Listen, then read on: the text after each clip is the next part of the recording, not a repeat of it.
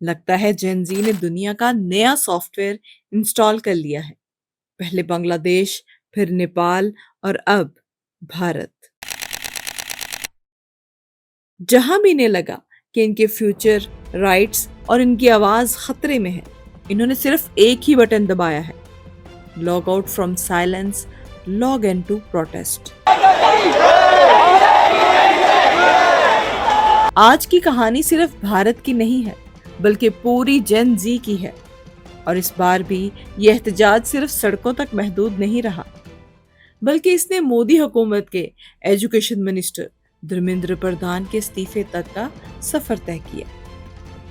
تو آخر net paper leak سے شروع ہونے والی یہ کہانی کاکروچ جنتا پارٹی تک کیسے پہنچی، اور آخر 20 جولائی کو ایسا کیا ہوا جس نے پورے بھارت کی سیاست کو ہلا کر رکھ دیا؟ آئیے پوری کہانی شروع سے سمجھتے ہیں.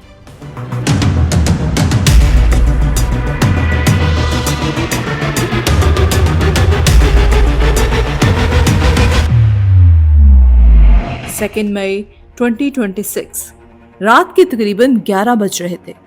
بھارت کی ریاست کیرلا میں ایک MBBS اسٹوڈنٹ اپنے والد کو واٹس ایپ پر صرف ایک میسج فارورڈ کرتا ہے، ساتھ ہی ایک PDF فائل بھی تھی.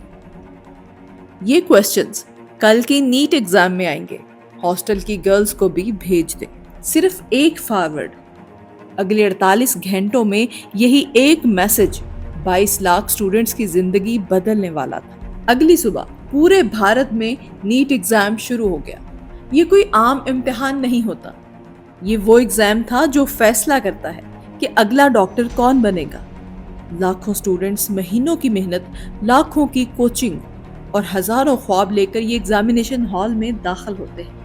کسی کو اندازہ نہیں تھا کہ جن کوسچنز کے جواب وہ لکھ رہے ہیں ان میں سے اکثر کچھ لوگوں نے ایک رات پہلے ہی دیکھ لیے تھے. ایگزام ختم ہوا اور پھر وہ PDF ایک کوچنگ ٹیچر کے سامنے رکھی گئی. صرف ایک سوال پوچھا گیا کہ کتنے کوسچنز میچ کرتے ہیں. جو جواب آیا اس نے سب کو حیران کر دیا. ٹوٹل 180 میں سے 135 ورڈ بائی ورڈ کوسچن ایک جیسے تھے. یہ گیس پیپر بالکل نہیں تھا، یہ مبینہ طور پر ایک پیپر لیک تھا، اور شاید بھارت کی تاریخ کا سب سے بڑا ایجوکیشن سکیم بھی. بٹ ویٹ، یہ لیک ہوا کہاں سے؟ کہانی کی شروعات مہاراشٹر کے شہر ناسک سے ہوتی ہے، جہاں ایک آتھورائزڈ پرنٹنگ پریس سے کوسچن پیپر مبینہ طور پر باہر نکالا گیا. پھر وہی پیپر ایک نیٹ ورک کے ذریعے ناسک سے راجستھان کے شہر سکھار پہنچ گیا. رپورٹس کے مطابق اس کے لیے لاکھوں روپے ادا کیے گئے، کسی نے 10، کسی نے 30 لاکھ. اور پھر یہی کوسچنز سینکڑوں سٹوڈنٹس تک پہنچ گئے. جب ایگزام ختم ہو گیا تو کچھ لوگوں نے مقامی پولیس سے شکایت کی. شروع میں تو اس کو ایک رومر سمجھ کر اگنور کر دیا گیا.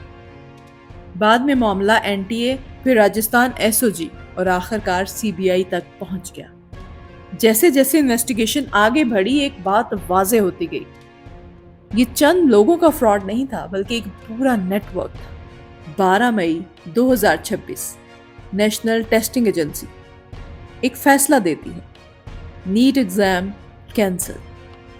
22 لاکھ سٹوڈنٹس دوبارہ ایگزام دیں گے. ذرا سوچیے، 1 سال کی محنت، مہینوں کا سٹریس، ایگزام ختم ہونے کے بعد پہلی بار سکون کا احساس، اور پھر صرف ایک notification: you have to do it all over again. یہیں سے غصہ بھرنے لگا. لیکن یہ غصہ ابھی سڑکوں تک نہیں پہنچا تھا. اسے صرف ایک چنگاری کی ضرورت تھی، اور یہ چنگاری کسی سٹوڈنٹ نے نہیں بلکہ بھارت کی سپریم کورٹ نے لگائی. 15 مئی 2026 جب پورا بھارت نیٹ سکیم پر بحث کر رہا تھا، اسی پرٹیکولر ٹائم پر سپریم کورٹ میں ایک اور سماعت جاری تھی. کسی نے نہیں سوچا تھا کہ اس کورٹ روم میں بولا جانے والا صرف ایک لفظ چند ہفتوں بعد ایک نئی تحریک کی پہچان بن جائے گا، اور وہ لفظ تھا کاکروچ. سماعت کے دوران چیف جسٹس سوریہ کانت نے ایک تبصرہ کیا جس میں کاکروچ اور پیراسائٹ جیسے الفاظ استعمال کیے. چند منٹوں میں یہ کلپ سوشل میڈیا پر وائرل ہو گئی. نیوز چینلز نے اسے اٹھا لیا اور ملک بھر میں ایک نئی بحث شروع ہو گئی.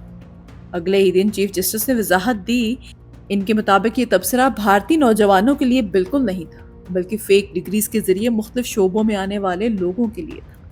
اسی پرٹیکولر ٹائم پر ایک نوجوان ہزاروں کلومیٹر دور امریکہ کے شہر بوسٹن میں اپنے لیپ ٹاپ کے سامنے بیٹھا یہ سب دیکھ رہا تھا۔ نام تھا ابھیجیت دیپک۔ وہ بوسٹن یونیورسٹی کا اسٹوڈنٹ تھا۔ اس نے نہ کوئی پریس کانفرنس کی، نہ کوئی سیاسی تقریر، صرف ایکس کھولا اور ایک لائن لکھ دی: "What if all cockroaches came together?" بس صرف ایک ٹویٹ۔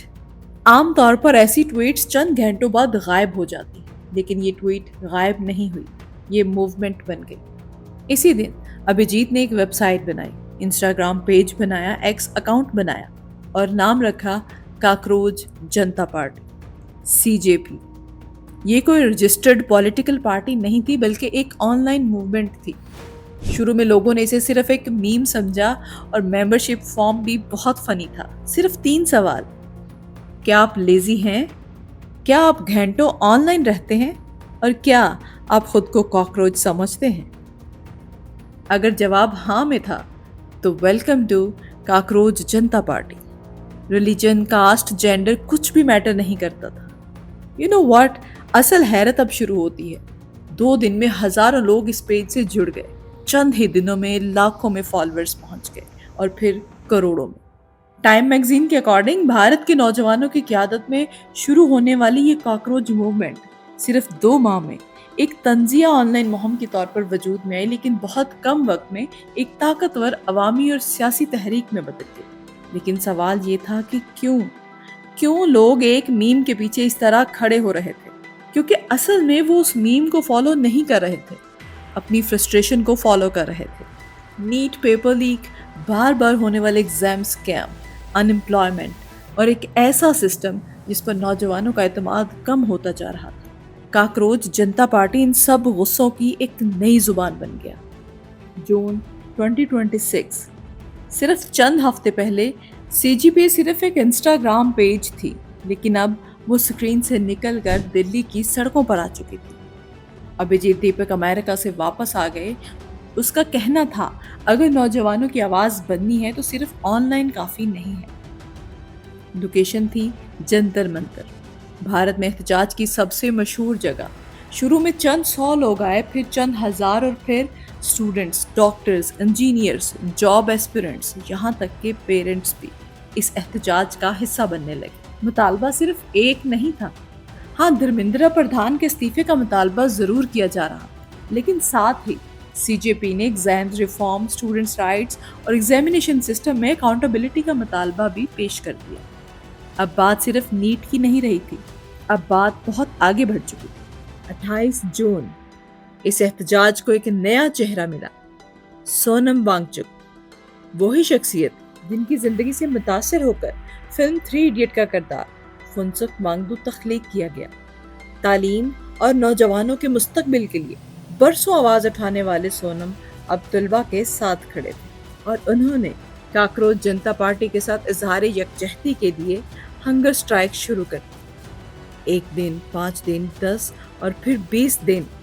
جب ان کی طبیعت بگڑنے لگی، پولیس انہیں ہاسپٹل لے گئی۔ جانے سے پہلے انہوں نے ایک جملہ بولا: مارچ ٹو پارلیمنٹ۔ اور پھر 21 جولائی 2026 ہزاروں نوجوان کاکروچ پارلیمنٹ کی طرف مارچ کرنے نکل پڑے۔ اسی دن یہ احتجاج ایک وائرل ٹرینڈ سے قومی تحریک میں بدل گیا۔ کاکروچ جنتا پارٹی پارلیمنٹ کی طرف مارچ کر رہی تھی۔ راستے میں دہلی پولیس نے بیریکیڈز لگا دیے، مظاہرین آگے بڑھے اور پھر چند ہی لمحوں میں ٹیئر گیس، بیٹن چارج اور بھگدڑ شروع ہو گئی۔ دلی پولیس کے مطابق پیر کے روز ہونے والی جھڑپوں میں تقریباً 180 افراد زخمی ہوئے، جن میں 118 سیکورٹی اہلکار اور 60 مظاہرین تھے۔ جبکہ کاکروچ موومنٹ کے بانی ابھیجیت دیپکے کا دعویٰ ہے کہ 150 مظاہرین اسپتال میں زیر علاج۔ جب احتجاج کا دائرہ بڑھا تو حکومت نے نیگوشیشن کے لیے نمائندے بھیجنے کی بجائے دہلی پولیس کو بھیج دیا، اور ساتھ ہی ہوم منسٹر امت شاہ اور گودی میڈیا نے اپنا پرانا فارمولہ چلاتے ہوئے کہا کہ احتجاج کرنے والے دہشت گردوں کی بی ٹیم اور پاکستانی ہیں۔ اب ایک معصومانہ سا سوال ہے، کیا مودی سرکار نے پوری دنیا کو پاگل سمجھ رکھا ہے؟ اگر 10,000 پروٹیسٹرز پاکستانی ہیں یا دہشت گرد ہیں تو وہ آئے کہاں سے؟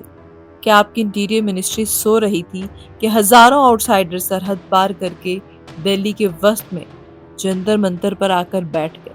اور دوسری بات، اگر یہ دہشت گرد ہیں تو یہ مانگ کیا رہے ہیں؟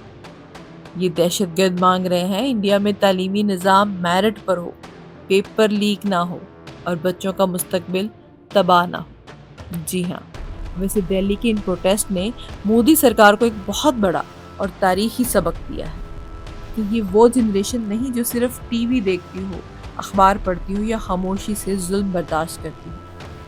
یہ وہ نسل ہے جو ناانصافی دیکھ کر خاموش بیٹھنے کی بجائے خود کیمرہ اٹھاتی ہے، سچائی کی ریل بناتی ہے اور منٹوں میں پورے ملک کو سڑکوں پر لا کر کھڑا کر دیتی ہے۔ آپ کا پاکستان کارڈ یا دہشت گردی کا ٹھپا اب اس بیدار نسل کے سامنے نہیں چلے گا مسٹر مودی۔ ایجوکیشن منسٹر کا استعفیٰ اس بات کا ثبوت ہے کہ جب جن زی سچ کے لیے کھڑے ہوتے ہیں تو اقتدار کو جھکنا ہی پڑتا ہے۔ ایجوکیشن منسٹر کے اس استعفے اور اس ایڈوکیٹ کے مطالبے اور جن زی کے اس انقلاب پر آپ کی کیا رائے ہے؟ کمنٹ سیکشن میں ضرور بتائیے گا۔ سبسکرائب